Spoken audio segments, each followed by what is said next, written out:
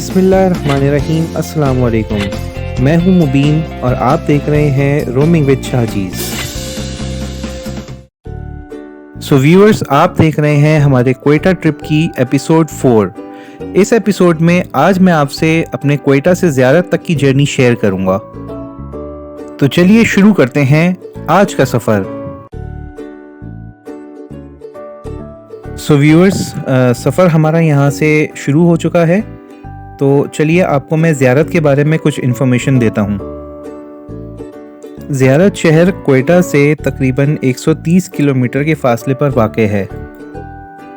इस शहर की सबसे अच्छी और अनोखी बात यह है कि यहाँ पर मौसम हमेशा सर्द ही रहता है। सर्दियों में इंतहाई सर्द, यहाँ तक कि पानी भी जम जाए, और गर्मियों में भी इतना अच्छा और खुशगवार मौसम होता है कि यहाँ पर लोग आना पसंद करते हैं। यही वजह है कि हमारे बानी पाकिस्तान कायदे आज़म मोहम्मद अली जिन्ना ने भी अपने आखिरी अयाम यहीं पर गुजारे और उनका घर अभी भी यहीं पर वाक़ है। तो सबसे पहले मैं आपको क्वेटा के बारे में कुछ मालूमात देता हूँ। क्वेटा शहर बलूचिस्तान का सबसे बड़ा शहर है और पाकिस्तान का 10वें नंबर का सबसे बड़ा शहर माना जाता है। इसे बलूचिस्तान का कैपिटल भी कहा जाता है और ये सतह समंदर से तकरीबन 5,500 फीट की बुलंदी पर वाक़ है। आप क्वेटा शहर की किसी भी सड़क पर सफ़र करें, आपको चारों तरफ पहाड़ ही पहाड़ दिखेंगे। क्वेटा को फ्रूट गार्डन ऑफ पाकिस्तान भी कहा जाता है क्योंकि यहाँ पर बेशुमार फलों के बागात मौजूद हैं।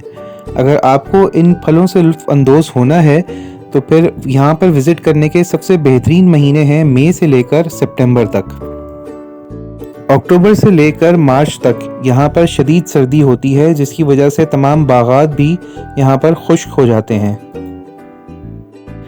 ज़ियारत में जुनिपर या सनोबर फॉरेस्ट भी मौजूद है, जो कि तकरीबन 1 लाख एकड़ से ज़्यादा एरिया पर मौजूद है। ऐसा माना जाता है कि ये सिर्फ पाकिस्तान का ही नहीं बल्कि दुनिया का दूसरे नंबर का सबसे बड़ा फॉरेस्ट है।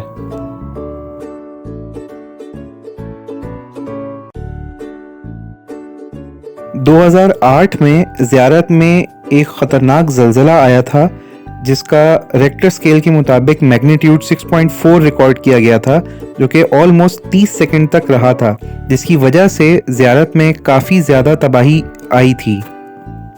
आसपास के कई गांव भी इस ज़लज़ले में मुतासिर हुए थे।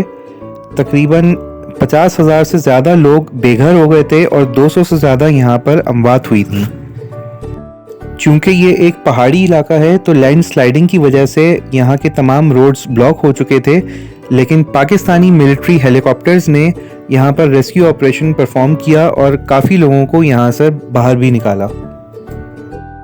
तो अब हम पहुँच चुके हैं बानी पाकिस्तान कायदे आज़म मोहम्मद अली जिन्ना की रिहाइश गाह पे, जिसे कायदे आज़म रेजिडेंसी भी कहा जाता है। तो चलिए अंदर चलते हैं और इसका व्यू कराते हैं आपको। इस वक्त भी काफ़ी ज़्यादा ठंड है यहाँ पर, जैसा कि आप देख सकते हैं कि बर्फ़ यहाँ पर थोड़ी थोड़ी पड़ी हुई है। जो पानी था वो बिल्कुल जमा हुआ है ज़मीन पर। सो व्यूअर्स, यहाँ पहुँचने के बाद हमें एक सैड न्यूज़ पता चली कि यहाँ पर अंदर जाने के लिए हमें एक स्पेशल परमिशन की ज़रूरत है, जो कि फ़िलहाल हमारे पास इस वक्त नहीं है। तो हम आपको इसका बाहर से व्यू करवा सकते हैं, बट अंदर फ़िलहाल हम नहीं जा पाएंगे। तो ये बिल्डिंग जैसे कि आपको वीडियो में दिख रही है, ओरिजिनली ऐसे ये नहीं थी, इस तरह से बिल्ड नहीं की गई थी। उसकी कुछ वजूहात हैं, मैं आपको इसकी तफसीलात से आगाह करता हूँ।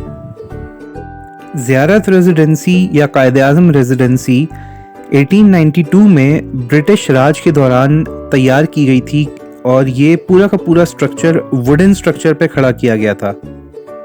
2008 के अर्थक्वेक में इसके वुडन स्ट्रक्चर को काफ़ी नुकसान पहुंचा था और इसके काफ़ी हिस्से तबाह हो गए थे।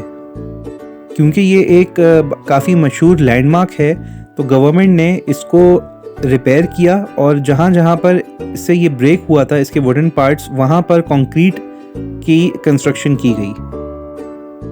लेकिन अनफॉर्चुनेटली जब 2013 में क्वेटा और ज़ियारत के इलाकों में टेररिस्ट अटैक किया गया था तो इस बिल्डिंग को टारगेट किया गया और यहाँ पर रॉकेट्स फायर किए गए थे, जिसकी वजह से इसके वुडन स्ट्रक्चर को बहुत ज़्यादा नुकसान हुआ था और वो ऑलमोस्ट तबाह हो गया था। अब गवर्नमेंट ने जब ये तमाम चीज़ें देखी तो उसके बाद उन्होंने इसकी रिकंस्ट्रक्शन की और कंक्रीट स्ट्रक्चर खड़ा किया, बिल्कुल वैसा ही जैसे कि ये वुडन में था, वैसा ही कलर, वैसा ही स्ट्रक्चर और बिल्कुल वैसी ही चीज़ें। अल्लाह का करना यह है कि जो इसके अंदर जो सामान मौजूद था वुडन, वो वैसा ही सलामत रहा। 14 अगस्त 2014 को जब ये रेजिडेंसी कंप्लीट तैयार हो चुकी थी तो प्राइम मिनिस्टर नवाज शरीफ ने इसकी इनॉग्रेशन की थी और ये बिल्डिंग दोबारा से पब्लिक के लिए ओपन कर दी गई थी। अगर आपने कभी गौर किया हो तो 100 रुपए के नोट के पीछे भी इस कायदे-आज़म रेजिडेंसी की तस्वीर लगी हुई है। तो अब हम आ चुके हैं क्वेटा के ज़ीरो पॉइंट पर और ये यहाँ का मशहूर दरख्त है जिसको देखते ही अल्लाह का नाम आंखों के सामने आ जाता है। इस ज़ीरो पॉइंट पर हवा की जो रफ्तार है वो बहुत ज़्यादा तेज़ है, इस वजह से मैं बच्चों के साथ ज़्यादा आगे तक नहीं गया क्योंकि हवा के थपेड़े इतनी ज़ोर के पड़ रहे थे कि बच्चे बीमार भी हो सकते हैं।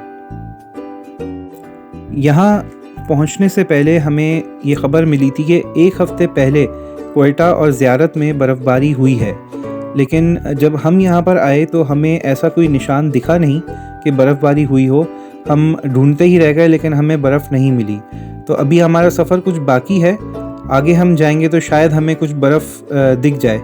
So let's see.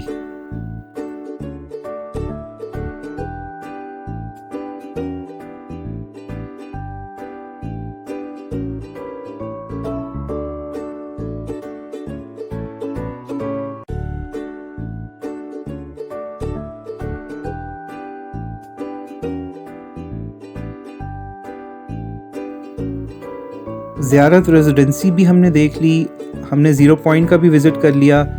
तो अब हम वापसी के सफ़र की तरफ हैं। बर्फ़ अभी तक हमें नहीं दिखी है, तो देखते हैं वापसी के सफ़र पे शायद हमें कुछ दिखे।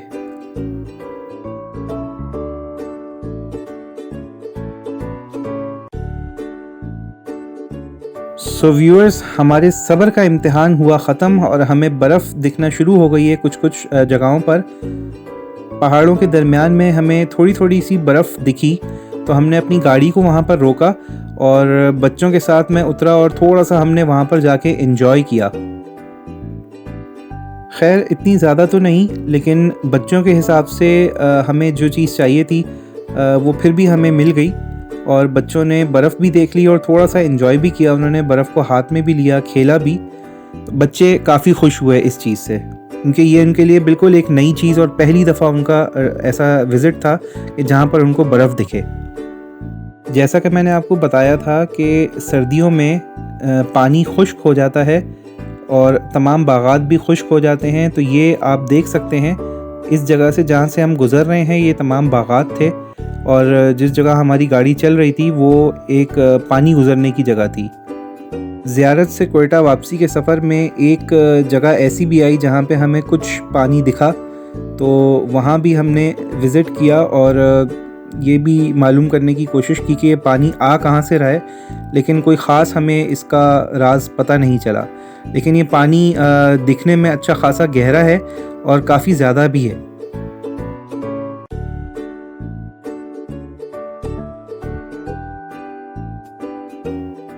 इस पानी के जो किनारे हैं वहाँ पर बर्फ़ भी दिखी हमें, क्योंकि यहाँ पर जो हवा है वो इतनी ज़्यादा ठंडी है कि जो पानी साइडों पर आया हुआ है ज़मीन पर वो फ़ौरन जम जाता है इस ठंडी हवा की वजह से।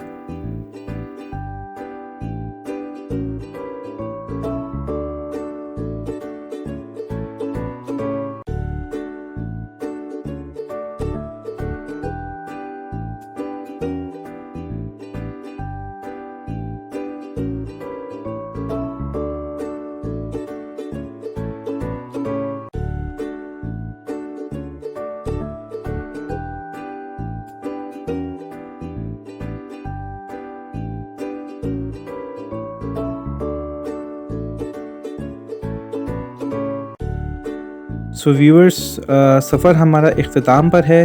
बच्चे भी काफ़ी थक चुके हैं, सूरज भी ग़ुरूब हो रहा है और हम क्वेटा पहुंचने ही वाले हैं वापस अपने होटल की तरफ। उम्मीद है कि आज की ये इन्फॉर्मेटिव वीडियो आपको पसंद आई होगी। तो अगर आपको ये वीडियो पसंद आई है तो आप इसे लाइक ज़रूर कीजिएगा और अपने दोस्तों के साथ शेयर भी कीजिएगा। मिलते हैं आपसे अगली एपिसोड में। अपना ख्याल रखिएगा। अल्लाह हाफ़िज़।